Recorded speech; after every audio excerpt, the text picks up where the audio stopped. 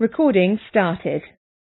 Please email it to brpconf@ahdb.org.uk or text your questions to my mobile, which is 07973 701 211. My name is Chris Lloyd. I'm from AHDB Beef and Lamb, so I'll be the sort of chairperson facilitator for the afternoon.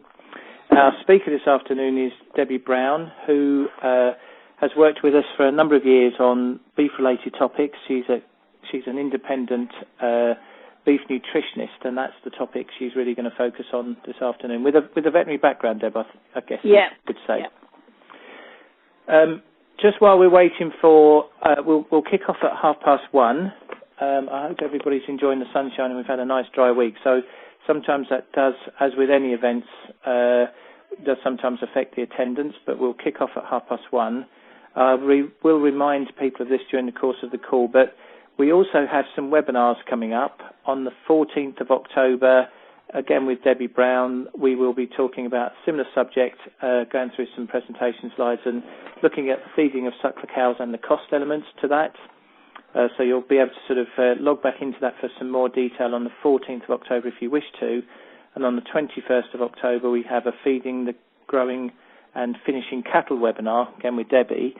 If you want to log into those webinars and you haven't received any details from us, if you email again to brpconf, C-O-N-F, at ahdb.org.uk and just ask for webinar login, we can send you the login. Debbie's expert notes are available if you request them. They just sort of back up what Debbie's going to talk about over the next 30 to 40 minutes. You can request those on the same brpconf@ahdb.org.uk address. We'll be pleased to send those to you. They'll be up on the website, as will a recording of this conference call after the weekend. So, Deb, I will hand over to you, and our topics this afternoon are feeding the suckler cow through the winter. We're going to kick off with spring calving cows, I think, Deb, and then go on to issues for autumn sucklers, and then have a catch-up in regards to what you're seeing at the moment as a nutritionist out there talking to farmers in terms of the winter challenges and feeding and so on. So, Deb, over to you. Thank you very much. Thanks, Chris. Thank you very much for inviting me to speak. Welcome everybody that's listening. I'm going to start with the spring calving suckler cow, just to try and break it up a little bit. There's obviously a little bit of crossover, but we're going to start with the spring calving suckler cow. And really, most of you will understand that as we're getting closer to housing, hopefully another month off yet, but as we're getting closer to housing, these cows are going to be coming in after having had a summer out at grass with calves at foot, and we've got to manage them through that winter period. Now, it's been quite a good summer for grass growth in most areas, so a lot of these cows will come in reasonably good condition, but the calves hopefully will have done quite well too. Now, if you're lucky, you'll have facilities where you can bring these cows in and keep the calves at foot, which is going to help you manage those cows a little bit from a condition point of view. But we've got to consider, if we're doing that we've got to feed them to be able to carry on feeding the calf. If these cows have lost a little bit of condition through the summer and are maybe a little bit lean, or we've got quite a high number of first calved heifers in the group and they maybe are struggling a little bit, we've got to be able to consider what we're doing with them. And the key thing, I think, for all of these points is that we need to know what condition our cows are in and what facilities we've got when we bring them in. So number one thing I would consider is, what is the body condition score? And we need to get our hands on these cows and have a good sort of idea of what condition they're in. Are they ideal, round about condition score 3, maybe slightly more, maybe up to 3.5, but certainly no fitter than that, and ideally not a lot leaner than that. If we've just got a few that are a little bit leaner or a little bit fitter, it may be that we've got facilities that we can separate those off and manage them separately. Leaner cows, if we've got a group of heifers and we're going to keep those separate, or first calved cows, if we're going to keep those separate, we could put leaner cows with them to prioritise their feeding. If we've got fitter cows, then it may be we just want to try and keep them a bit tighter or keep their calves on them a little bit longer. If we've got a whole group that are either particularly fit or particularly thin, then we need to be able to consider what we do with them too. And there are various options. If we've got calves at foot and we've got a lot of thin cows, weaning the calf might be an easier option, taking the calf off sooner to give the cow a chance to put that condition back on, so the energy we feed will allow her to put it back on. The important thing is that if we are going to target these cows right, mid-pregnancy is where we need to be trying to think about any alteration in body condition score. However, if we overfeed in that period, we may end up with problems later on. But if we leave it to the last 6 weeks before calving to either get condition off or put condition on, then we are going to end up in a real negative situation. Trying to drive condition off these cows as they come close to calving is likely just to lead to problems with colostrum and milk production for the next year's calf, and so that's going to start us off on the wrong footing.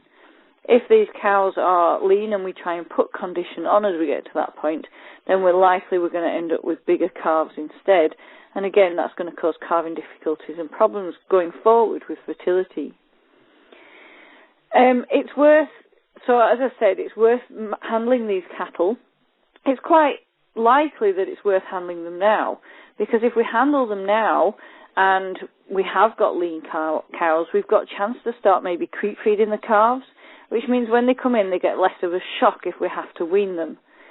If the cow's particularly fit, then we can consider what we need to be feeding them through the winter so that they don't gain any more condition, but maybe even allow them to lose a little bit. On the absolute outmost, though, I'd be looking for only half a condition score of either gain or loss through the winter. I wouldn't be aiming for any more or any less than that, or we will end up with more problems that respond to the calf inside or the fetus inside rather than the actual cow. So how do we manage that? Well, we want to do it cost effectively. So we've got to think about what feeds we've actually got available. What is the most economical feed we've got available on farm, and do we need anything to supplement it? Well, the ideal answer for spring calving suckler cows would be we try and do most of it from forage. But then we need to have an idea of what forages we've got available. And it can be worth analysing just to give you a baseline as to where you're going to be targeting and whether you need to balance that feed with anything else. If you've got hay or it's straw that's available on the farm, you may need to supplement that to make sure the cattle get enough feed or enough protein to keep calves growing and keep them digesting properly. If we've got good silage, it might be that that's too high in energy and these cows are going to put condition on, especially when they start to wean. So we need to be able to balance that, and maybe we need to restrict the amount of that silage and feed some straw to dilute the ration so that these cows are not putting condition on through that period. When we get to calving, we've got to think about how we optimise that milk production and that colostrum quality and colostrum production. And so if we're feeding a low energy diet, which is ideal for the cow once we've weaned the calves off and she's not producing milk, just to keep her body condition maintained, we're going to have to increase the amount of protein or add a little bit of quality protein in there just to really drive that colostrum production and milk production. So the real take-home message from that is we need to know what we've got available and what's the most economical feed to feed. It may be that you've got alternatives on farm, and I certainly come across farmers that will have fodder beet or may even have moist feeds and things. That's fine, but as long as it's not costing you. So if you've got forage available that you want to use and you're not short of forage, then let's prioritise that and try and target it. The other thing is when you've got different categories of stock, if you've got different qualities of forage, we can target it to the right animals. So spring calving suckler cows really are going to get away with the lower energy, poorer quality sort of feeds because their demands on them are not as high. Their energy requirement is a lot lower than a cow that's producing milk. So let's target the feed appropriately to actually meet requirements.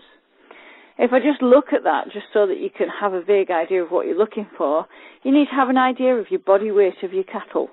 And it's amazing how many people don't exactly know that. But so sometimes if you've got facilities, it's worth weighing your cows and actually seeing what actual weight those cows are. to do your maintenance calculation, you're going to times your weight of your cow by 0.1, and then you're going to add 5 megajoules, and that gives you the megajoules per day. So for a 650 kilo cow, she's going to require 70 megajoules per day just to keep her going and keep her sort of alive and maintaining herself. We may add 5 megajoules for pregnancy, a little bit allowed in there, just to keep that pregnancy going, keep the fetus developing. But as lactation drops off and we get closer to weaning, that really is only the requirement she's going to need. And on the sheet there's a little bit more details linking to this, and I'll cover it in more detail on the webinars as well. But we need to try and get down to that level, and it's very, very difficult with good silages to keep the energy level down as low as that. So let's have a look at what we've got available and have a look at what forages you've got, and if we need to use the poorer silages on something, then these are probably the category of animals to use. If you've been lucky enough to make hay, that usually makes quite a good forage for these animals. But a lot of other things will be too high in energy. So have a look around your farm, have a look at the management, and see what best suits your system as far as these things are concerned. So really, take-home messages from spring calving suckler cows are, number one, get an idea of the condition sooner rather than later, so that when you house these cattle, you know what you're going to do with them. Have a look at what buildings you've got available.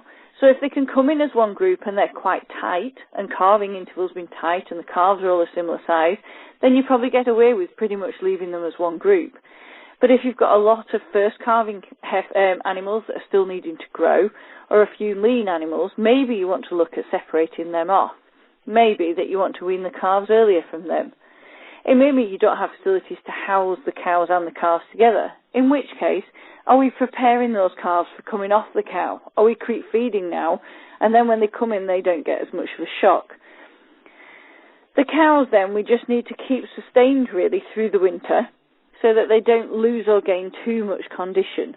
Maximum of half a body condition score depending on where they are. And maybe 6 weeks after housing, and then maybe again at weaning time, if you're not weaning till Christmas, we should be assessing these condition scores so that we can see whether our diet is actually doing what we think it should be doing, or whether we need to change it. And then as we get closer to calving time, we need to watch these animals and make sure again that their condition's not changing drastically. But we need to start to build them up. So if they're not going to go outside to spring grass to calve, they're going to stay inside. What can we be supplementing them with just to try and lift that milk production and colostrum quality up to prepare them for that? And hopefully if you keep an eye on them, and it all comes back to monitoring and assessing, but if we do all of those things, hopefully you'll have a really successful calving period with healthy calves that really move forward from there for you. Thank you. Great, Deb. So that's a good intro to our call this afternoon on spring calvers. Couple of questions just to sort of go back over, if we may, Deb. Yeah. You talk about good and bad quality hay or silage. Yeah. So 2 questions there. What's a good recommendation on where to get it analysed? First question. Right, yeah. The answer is there's a few places that do it. There are a few different companies that do it. A lot of feed companies will do it for you, free of charge. So it's worth asking them, even if you're not going to buy the feed from them. It's worth asking them to analyse your forage for you. Otherwise, you can contact people like Trow Nutrition or Scientech, and they will send out kits for you to analyse through them. And if so, we're recommending people do that. Once they've done the analysis, what does good look like and what does bad look like? And I guess you're focusing on the protein and the ME content, are you? Yeah, mainly protein energy. I'd look at dry matter as well, just because that's going to influence how much they eat. But protein and energy really are the 2 bits that you're going to work on to work out how much they need to meet requirement. For silage, a good analysis is going to be somewhere over 11 megajoules of energy per kilo of dry matter, and protein up probably around about 13-14%, although a lot of people now are adding more clover and it can get higher than that. for hay, you're looking somewhere around about 9 megajoules of energy, and probably somewhere around about 10% protein, something like that. And it will vary depending a little on, obviously, time when you take it, the type of grazing you're taking, or pastures you're taking it from, or whatever. And to be honest, the better silages maybe aren't ideal for this category of animals. So you're maybe not looking for the best forage for these animals, but you will be for other groups of stock. So, as I say, it's a case of matching that forage to the animal we're trying to feed. Because that good silage is just too good. They'll be putting on too much condition over the winter period. Yeah. Or you'll need a lot of straw to dilute it down. So excellent link into our next question. Well done. We've had a question about straw-based diets. In terms of protein supplements or, balancing the ration based on straw, what could you recommend for dry suckler cows through this winter period? For the bulk of the dry period, it's really just a case of making sure they've got enough protein to ensure they'll digest some of that straw. So you could go as simple, sort of further out from calving, as using a urea mineral or something like that, and just using a urea source, which will fire up a bit of nitrogen into the bugs, which helps them break down the straw. As you get closer to calving, probably somewhere around about the last 6 weeks, then you're going to have to start providing a little bit of quality protein so that they can build up towards calving and make sure they get enough protein there to produce milk and colostrum. And if that's the case, then you're probably going to be looking at something along the lines of a protein pellet that's got soya, rape, rumen protein and bypass protein in there, really, just to lift it up. But it needs to be a higher protein level with a straw-based diet to make sure that they break that straw down. So you're going to be needing a supplement somewhere over 20% protein, maybe 22-24% protein, to make the most of the straw. I'm conscious it will depend on the size of the cow and other things, but what's a sort of a guide rate to balance a straw diet of that kind of those sorts of products? Probably around about sort of 3 kilos, something like that, maybe 2 to 3 kilos, just depending on condition and. In that backing up period, you mean, in that later period? Yeah. Okay, just looking at, you mentioned body condition scoring there, so just to remind me, we're talking about body condition scoring at housing, then the idea of monitoring it over the course of the winter period is to see how our diets are going, if they're putting on condition or losing condition. Yeah. And presumably, if I guess you're also assessing the herd. If you've got large numbers of animals that are not hitting the body condition score you want, that's a bigger problem. That indicates something that's happened earlier in the season, presumably. Yeah, certainly, and it will mean that we haven't sort of met requirements right through the summer, or even earlier. Maybe they came out last winter a bit thin and they've just never had a chance to put it back on. And then it's really a case of looking at what can you do better next year, or what can you do differently next year, should I say, that's going to get those cows back to target condition. It may be that you've got to look at disease issues like fluke or worms. It's quite high risk of lungworm this year, and fluke will be quite high again. So it may be that you need to look at things like that and make sure we hit those, because maybe that's stopping them using the best of the feed, and that's not helping them put condition back on. And we've had a good season this year. I would imagine cows will be coming in quite fit. Yeah. The warning, though, is not to lose, over the winter, not to lose too much condition and not try and thin fat cows down too radically. Yeah, the point I'd exactly. I would, if around now is the time maybe that we can try and get a little bit off, depending when they're going to calve. If they're not calving till April, May time, then we've got a couple of months now that we can lose a little bit of condition. But we don't want that to be too drastic, because we could affect the fetal development inside. So it would be a case of really not losing more than half body condition score in an ideal situation.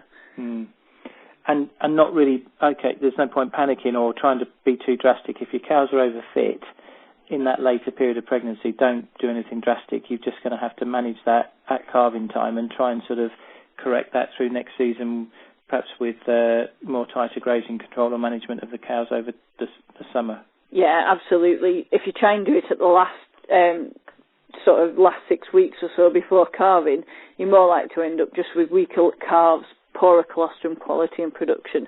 Yeah. So you're as well to try and maintain as best you can through that period, but be conscious that they might be more at risk of metabolic diseases, such as calcium problems, or they may get other issues with energy intake. They may drop intakes and things. So it may just be that you have to supplement them with some calcium or some energy sources around about calving if they're really fit.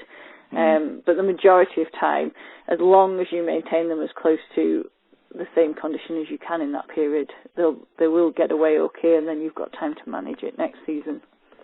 I've got one more question, but just to remind everybody at home, if you want to email Debbie a question, you can email us to brpconf, C-O-N-F, at ahdb.org.uk,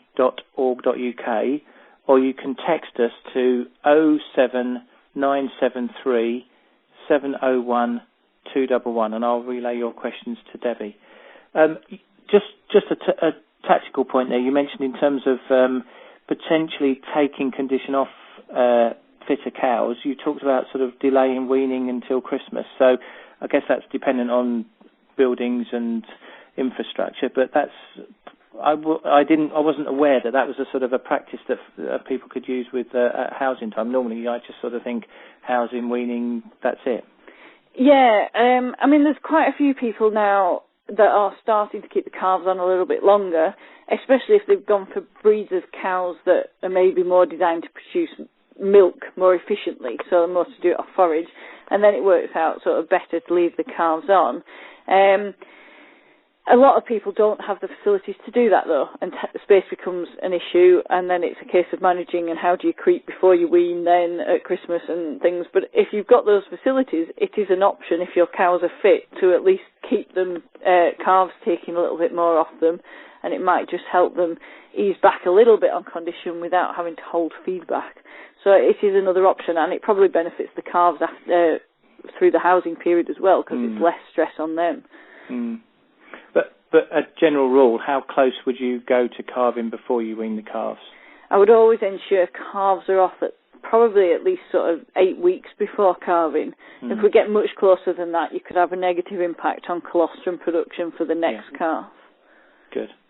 Okay, Deb, I think that's probably covered all of the questions that have come in so far. So just to remind everybody, if you want to email Debbie a question, brpconf@ahdb.org.uk, or text to 07973 701 211. Also, just to remind you, we've talked a bit about body condition scoring. If you want to find we've got two sources of information on body condition scoring cows. If you go onto the BRP website, and if you go onto the AHDB Beef and Lamb website, click on the Better Returns Programme button, and if you look under fertility, you'll find the manual optimising herd fertility. If you go to page 7, the whole concept of body condition scoring is covered there. Or if you scroll down that page, the menu page, you'll find the Better Returns Programme from Body Condition Scoring leaflet. So both good sources that explains a lot more about the process of body condition scoring. Debbie, I think we need to push on to autumn calving now. Tell us the differences and issues for those guys. Okay, that's great. Thanks, Chris.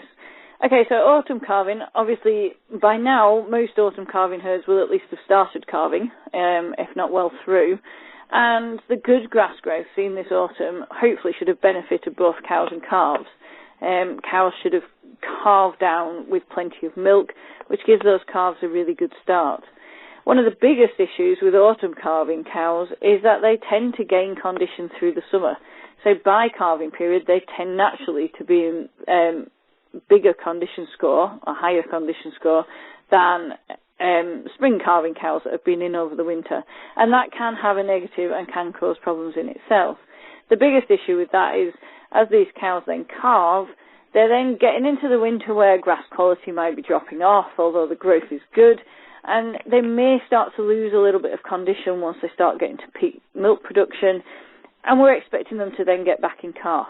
So we could see real big issues with fertility if we're not careful. So the absolute key for these animals is that as they calve down, we make sure that we are meeting requirements again for them to get to peak milk yield for the calves to really benefit, but that we're also making sure these cows do not lose too much condition, and any condition they do lose straight after calving, they're starting to put back on again by the time we get to serving them, so that we got the opportunity to get them back in calf just as easily. And again, the body condition score through the year for an autumn cow should never really change more than half of body condition score. So at calving, again, we're looking for a target of around about 3.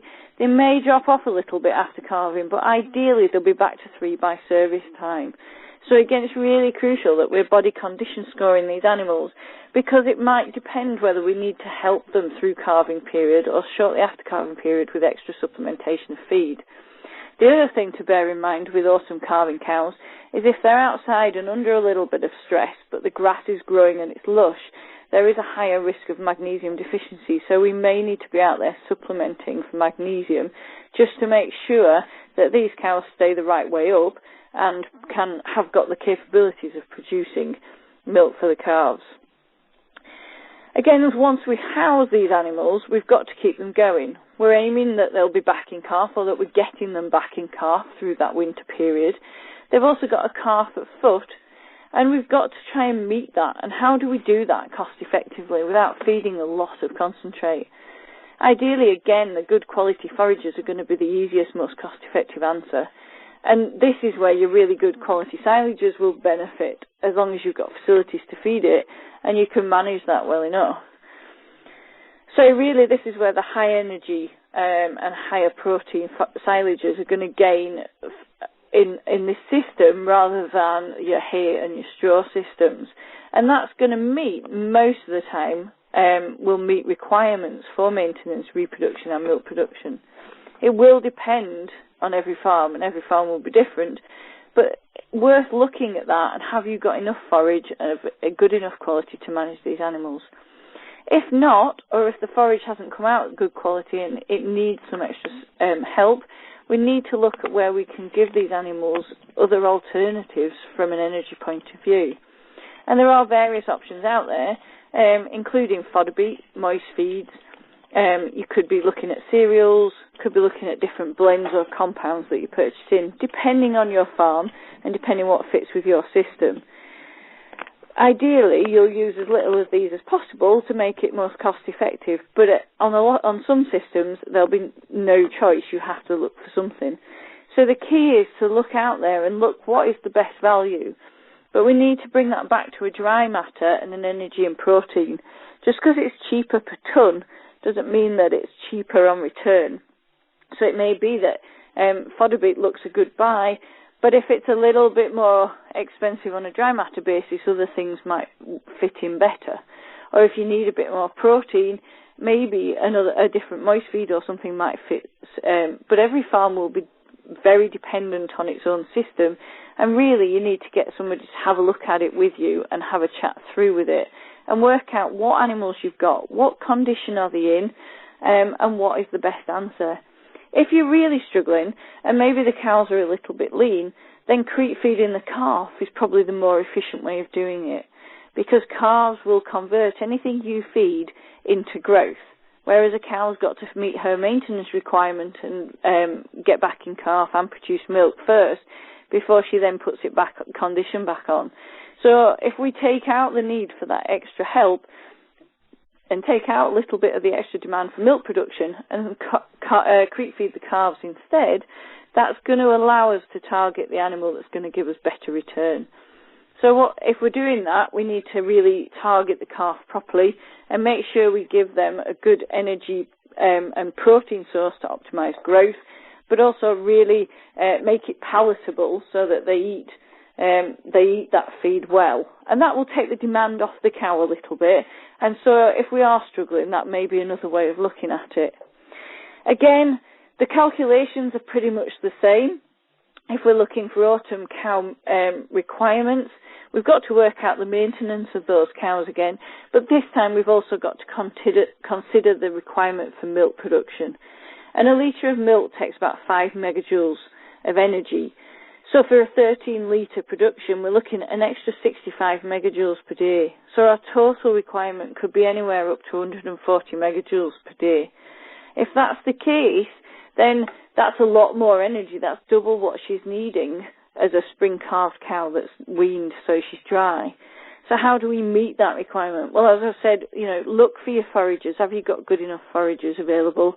Otherwise, where can we get that extra energy or protein from?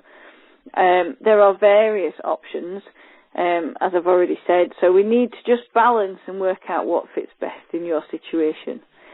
Through the winter then, we're going to keep these cows maintained again, probably rising a little bit at the start, but then maintaining them right through to turn out.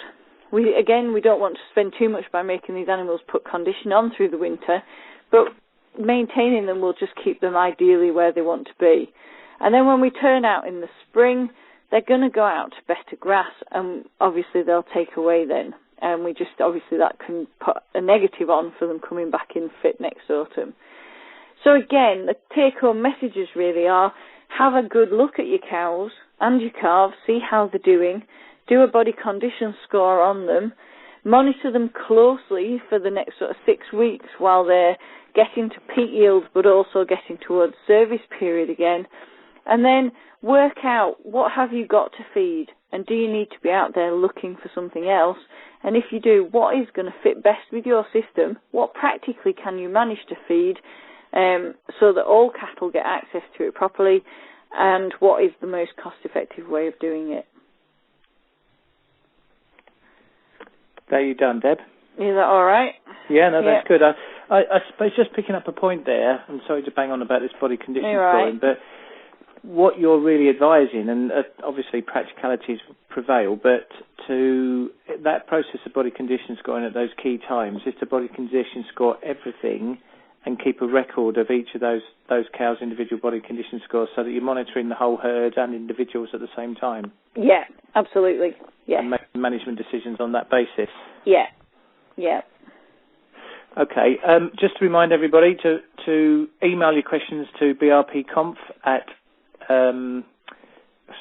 brpconf at ahdb.org.uk, and to text your questions, you can text Debbie on 07973 701 211. Just looking at the expert view sheet, which you can request on that email address, it's quite amazing when you look at just thinking about the lactation requirement or the energy requirement demand from a calf. So what you were saying was a 700 kilo cow at maintenance is 75 megajoules per day. Yeah. But actually, if she's producing 13 litres of milk, she's almost doubled that. She's back up. She's increasing her demand by 65 megajoules. So presumably that's not all just about doubling the amount of food. It's about providing better quality food where you can, or supplementing the calf. Yeah, exactly. Because they're not going to, although their intakes will increase, they're not going to double that intake. So we've got to increase the energy density of what they are actually eating when we get to that point. So to produce that milk, they've got to get enough energy, and we've got to get enough protein in them so that they can convert that into milk production for the calf. And if we can't do that because we don't have enough energy on farm, or we're struggling for protein, then we've got to look at how else we can get around that, and that's where creeping the calf may pay dividends with autumn calving cows if need be. So just conscious for those people listening at home, trying to follow those calculations can blow your mind a little bit. So two things. The webinar which Debbie is going to do with us on the 14th of October, looking at feeding suckler cows, and a second one a week later looking at feeding, growing and finishing cattle on the 21st. If you email the brpconf@ahdb.org.uk address, we'll send you the link to those webinars, and Deb, I guess you'll go through some slides showing those calculations in a bit more detail where people can see it. Yeah, I will, and I've also got some example diets on there as well, so we can actually look at different situations on farm to fit in with that as well. So we'll be going into this and some of the costings of those in a bit more detail on that webinar.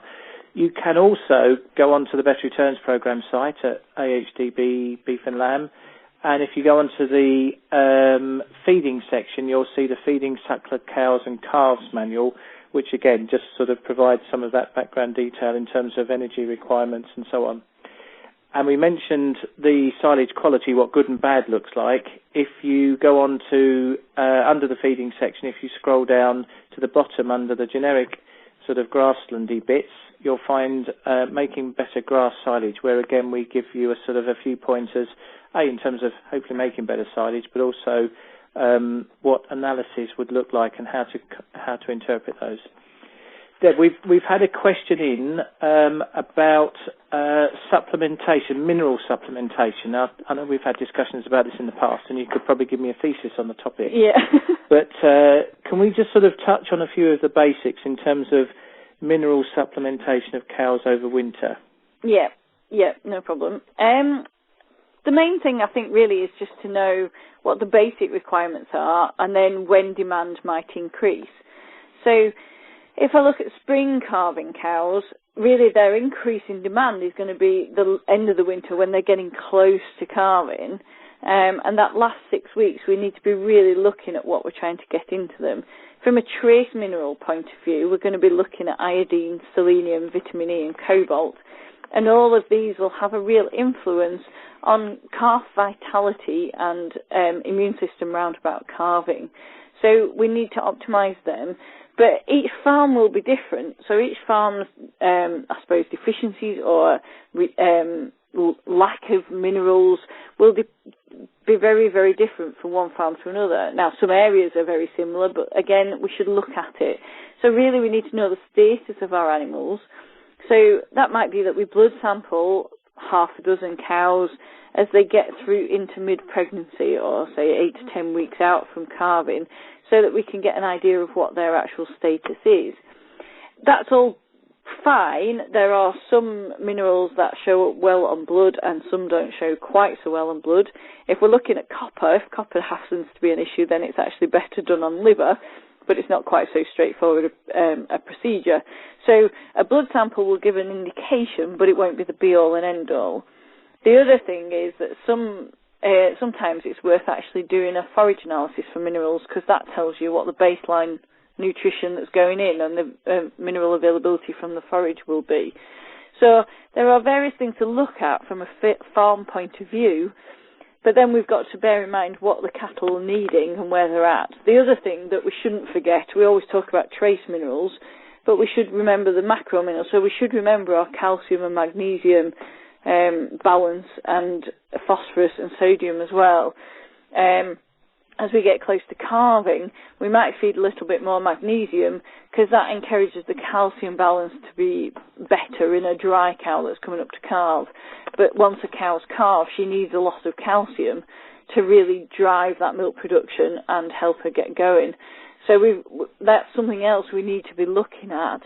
There are various forms of how we can get these minerals into cows. A lot of people will bolus, and the boluses are fine for your main macro minerals, so they'll help with your iodine, selenium, cobalt and copper, but they don't help with the vitamin side of things or for the macro minerals. We can feed powdered minerals, we've got blocks or buckets, so there are various sources out there, but really it needs to be looked at on a farm-by-farm basis and maybe, ask your vet for advice or to get some blood samples done so that you can make sure you target your animals correctly. Deb, in your piece on autumn sucklers, calving cows, you talked about magnesium being a concern there. Yeah. I kind of get that post-calving if they're calving outside and before they're coming in onto any other sort of ration. Is that an issue pre-calving with autumn calving cows outside? It potentially can be. It depends on the type of grazing they're on. Yeah. So if we've got really lush autumn grass, the magnesium intakes can be really low. So you've got a higher risk of cows coming up to calving and then going down with either low calcium or low magnesium. So if there's a risk of that occurring, then supplementation's worthwhile. And is that sort of, you'll slap my wrist now, but if I rushed out to my local feed company and bought some blocks, is that the kind of just good fire, insurance policy, basically? Yeah, I mean, they're one form. If you know you've got a problem, and some farmers will know they have a bigger problem than others, and if you know you've got a problem, then sometimes there is a magnesium bolus out there that can be beneficial. Also, in that situation, actually putting some hay out so cattle can receive some drier forage can help as well. So there are various, and there's other things you can put in the water, magnesium flakes, you can put in water troughs and things. So there's various sort of answers to different farms suffer in different ways. So it's worth having that discussion just to see what's going to fit best with your situation, really. I suppose where I was coming from was we advise farmers, after housing to perhaps blood samples from, half a dozen cows to understand the profile. But with the magnesium issue like that, that's going to change quite quickly. So you're almost making the decision to go for the insurance policy, aren't you, rather than, I'll wait until I blood sample and find out if they're deficient. Yeah, and in which case the blocks are as good an answer as anything, because if if they're needed, then hopefully they'll be taken. Yeah. We've had a question about weaning of autumn calvers. Yeah. Do you recommend weaning autumn calvers at turnout or later in the grazing season after they've been turned out? Again, it really depends on the situation. Keeping them on a bit longer after turnout will give you the advantage that hopefully they're going to keep making the cows produce a bit of milk and keep a bit of condition off them when they go out to that spring grass. But my same principle will apply. Depending on when they're due to start calving again, they need to be weaned at least 8 weeks before. Say that one again. Sorry. 8 weeks before calving again, so that the cow's got a chance to build up her colostrum production again. So I'm just sort of trying to put my head into an autumn calving system. So I've turned my calves out with the cows. What you're advising is just be aware of when calving's going to start again, so you've got that calf off again 8 weeks before. Yeah, and the other thing to consider really with autumn calvers is depending on what your land's like and whereabouts these are grazing, you may need to consider fly prevention so that you don't end up with mastitis problems from flies when you dry off. So it may be you decide to wean a little bit earlier just so that you can get the teats all sealed and everything's calmed down well before time for flies. So if you're not calving till now, you might not wean till August, so that could be really high risk from a fly point of view. So you may wean July or even end of June so that they're well sealed before the flies become a real problem. Yeah, good point. Okay, Deb, we seem to have run out of questions now. Let me just check the phone. I think what just remains for me to say is just to remind you, if you've enjoyed today's talk and want to join us for the webinar, where we will be going into a little bit more detail about those rations and how you cost them, Wednesday the 14th for suckler cows, Wednesday the 21st for feeding and growing finishing cattle. We'll send you full details. If you just email to the BRP conf address, we'll send those details out to you. Our next teleconference is on November the 6th. That's a Friday again at 1:30. November the 6th, Peter Aitken, vet with West Point Vets, I think, is going to take on this challenge of mineral nutrition of suckler cows and growers and finishers and sort of take us through the sort of minutiae of the detail on that one. So we'll learn more about that on that day. Also, just to flag up to you, if you want, I would recommend, if you are in any sort of suckler cow situation, to register for the herd calendar, which is www.herdcalendar.com, and that will send you reminders of the key management tasks that most of which we've talked about today, or some of which we've talked about today. That will send you a reminder to your phone the week you're supposed to do that particular task, and you can set up your own bespoke tasks. So we talked about body condition scoring. You can just put a date on the calendar, and your phone will remind you the week you said you wanted to do it to record that piece of information. So www.herdcalendar.com. So I think really just for me to sum up, what I've picked up today, body condition scoring is key at all times, but start from housing, monitor the condition of cows, feed them accordingly. Our spring calvers are looking to utilise the poorer quality hay and silage. Our autumn calvers can make use of the better quality silage. Good quality silage looks like 13 to 14% protein, 11 megajoules of energy. That's what good looks like. Supplementing straw diets will require protein, and a high protein at the 20-22%. So that's going to require some sort of protein, soya or nut for that. And when we're talking about minerals, the optimum number of cows in a suckler herd in terms of getting a picture of that is 6, and then talk to the vet about the information that tells us. Deb, I think there's probably more, and that's all available on your expert view if you want to request that, brpconf@ahdb.org.uk.